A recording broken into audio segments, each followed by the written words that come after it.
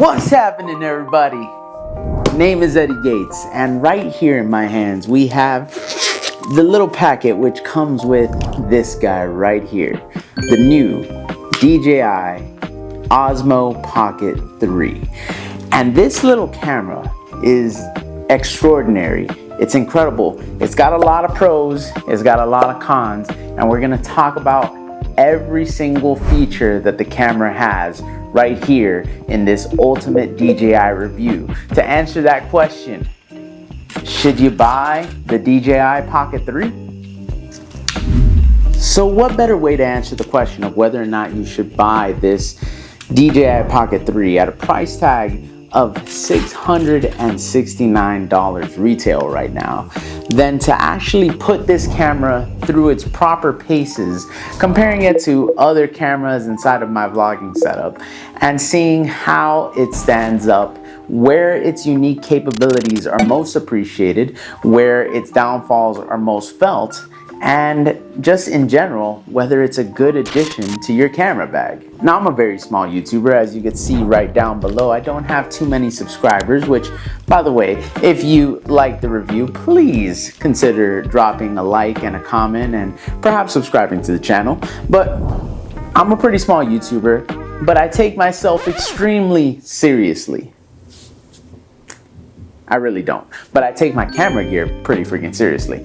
Right now, what you're seeing is an image that's coming from a Canon R5, which is a pretty high-end prosumer camera.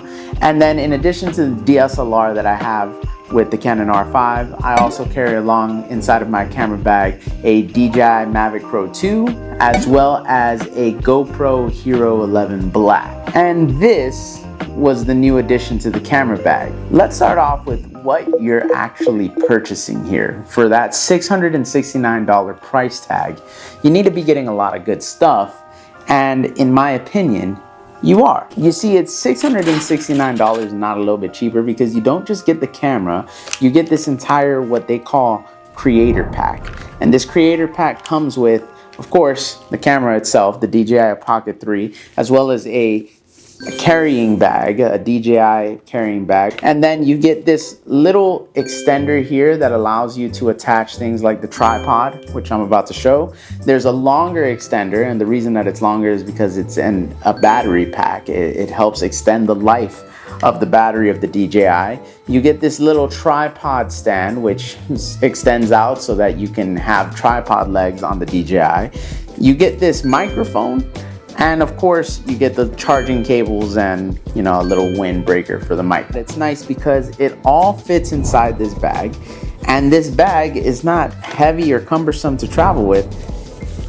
What they try to do here is they try to put the form factor front and center and show you how small and easy to carry this thing is. It's great. It definitely gets a lot of points for being small. Now, in terms of putting it through its paces, I wanted to put it inside of what I would consider a real world working environment, which for me, having a travel channel means traveling to a location and actually filming a vlog sort of in that location and seeing how this camera fares doing that stuff while using every capability that the camera has so that I could test out each feature.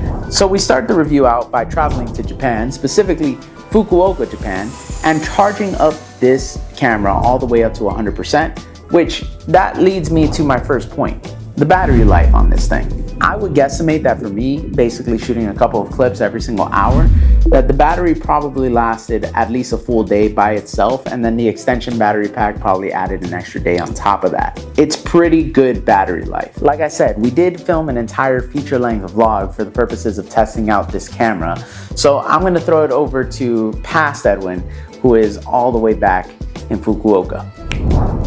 Right here, we're on the Hello Kitty bullet train en route to Fukuoka, and we should talk about one of the defining characteristics of the camera that sets it apart, the 3-axis gimbal, which is supposed to stabilize the footage.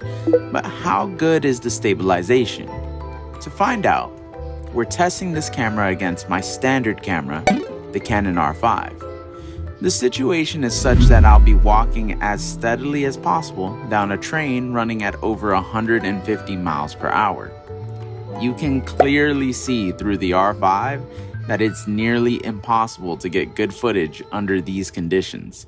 And that's considering that I have an IS lens, which theoretically provides 8 stops of stabilization. Now compare that to the journey down the same train with the Pocket 3, and you can see how that gimbal makes a world of difference. It's either shaky footage or usable footage. But the R5 isn't built for those kind of shots, so let's instead compare to the other camera in my bag that's supposed to grab stabilized footage, the GoPro. Now, of course, you can see the distinct fisheye, but you can also tell that the footage appears more stable here. However, we appear to be sacrificing image quality with the GoPro, so it is a trade-off. In my opinion, the DJI offers better quality footage at 90% of the stabilization of the GoPro, so I'd say the DJI wins in this scenario. And this really gets to the heart of why I think this camera belongs in your camera bag. It makes moving shots, specifically footage that you get while walking, good looking enough to be usable. These kinds of shots are impossible on the DSLR without a big rig, and they're not good enough quality on the GoPro to use religiously in my opinion.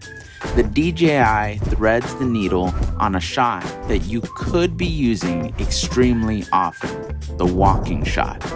Now, back to future Edwin for a moment. The Pocket 3 isn't just a video camera, it also takes photos. And let's talk about those photos for a second. We're going to be talking about them a couple times throughout the course of this video, but we'll start by talking about these photos that we took on the Shinkansen to kind of compare and contrast whether or not this is worth it to get as a photography camera. Because I guess that's a possibility that you might be grabbing this as a way to take better pictures. And quick disclaimer up front, this is not the reason that you should be getting the Pocket 3. The Pocket 3 has this as a feature simply because it is a camera and every type of camera should try to take good photos. But where this camera excels is very obviously in all of its myriad video features and video functions. Its camera is not bad. I mean, this picture right here and this set of pictures that are coming up over here, these were all photos that are straight out of the DJI Pocket 3. None of them have been edited or touched up. So let's compare those actually to some of these other raw photos that I got. For instance, you know that right now I'm shooting this on a Canon R5. So if I were to take this same photo, but instead of with the Pocket 3, I took it with the Canon R5, it would look like this. And to me, there is a pretty big difference here. Some people who aren't as big photography nerds might look at this and be like they're kind of similar or the same, but to me the difference in quality is very tangible, and it becomes even more tangible when you realize that the Canon R5 can take pictures like this, which the DJI Pocket 3 just cannot do. It can't do bokeh. So really what I'm trying to drive home here is that you should not be buying a Pocket 3 for the photography function. The photography function isn't phenomenal, it's passable, it's good enough. But let's get back to the reality of why you bought this camera, which is the video functions. First, we're gonna compare the slow motion of the arrival of our Shinkansen over to Fukuoka.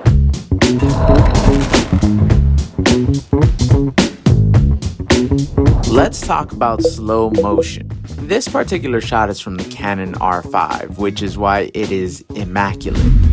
But I'll be damned if this 4K 120 frame per second slow-mo shot from the DJI isn't also awesome. So you can see that the 4x slow motion is actually pretty awesome, but this isn't the only setting.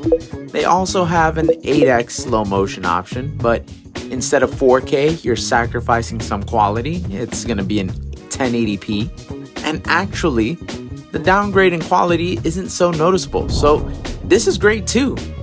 Personally, I'd probably never really use it, but it's a great option to have. And slow motion isn't the only video function we have to test out here. Okay, we've made it to Fukuoka. And now is a great time to test out the low light capabilities of the camera. This is the regular camera, by the way. Let's see what the difference is with low light. So low light mode has just been enabled. Now, one of the downsides of this mode is that it doesn't have any face tracking available, so that's something to keep in mind. let's talk about low light mode. Now, as a reminder, all of the footage shown on screen is unedited straight from the camera. Here in the side-by-side, you can really see the difference that low light mode makes over the standard video.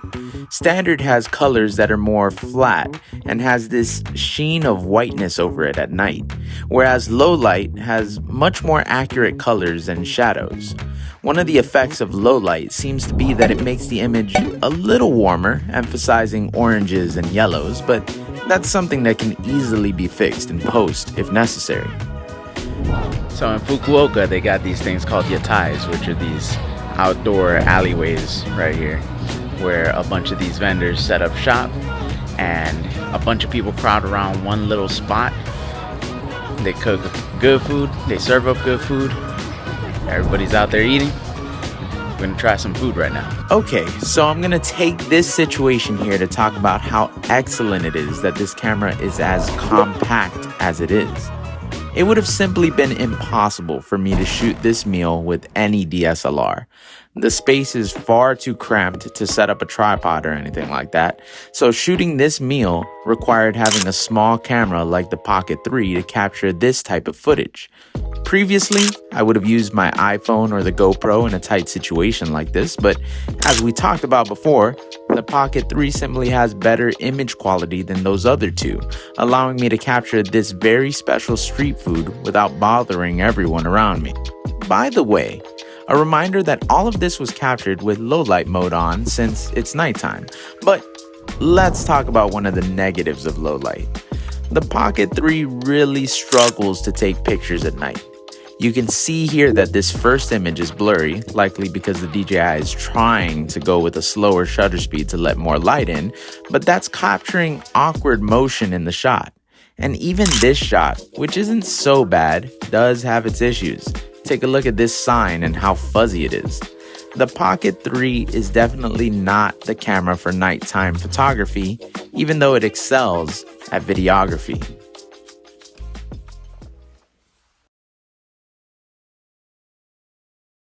Let's talk about audio for a second. This is the audio from the camera, but the camera comes with a little microphone, and that comes in handy when you're in a crowded place like we're about to be. So here's the camera audio, and here's the audio from the microphone. Supposedly you should be able to hear me a lot more clearly. Should be a difference. We'll do this exact same test after we're in the crowded space. Testing, 1, 2, 3. Testing, 1, 2, 3. Testing, 1, 2, 3. Testing, 1, 2, 3. So the audio quality is really situational, but overall, it works. Now let's move on to one more essential camera function before we move on to the Pocket 3's more specialized features.